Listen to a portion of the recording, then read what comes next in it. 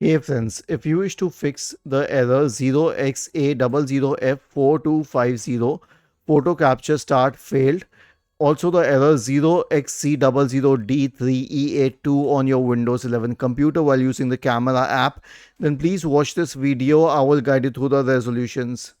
The first solution is to update the camera drivers. Search for Device Manager in the Windows search bar and open Device Manager.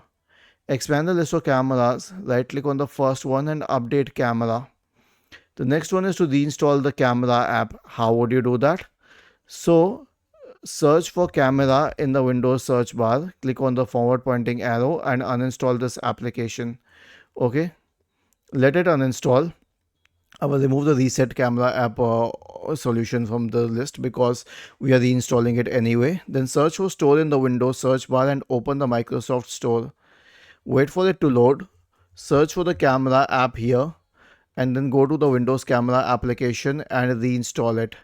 Now, if this doesn't help, then the last solution will be to allow camera permissions. Okay, but let it install first.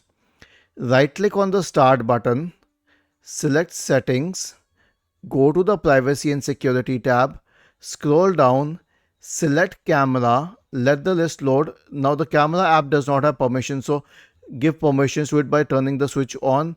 This switch should also be on and this top switch camera access should also be on. Was this helpful?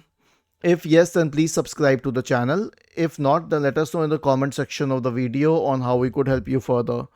Thank you for watching this video and have a nice day.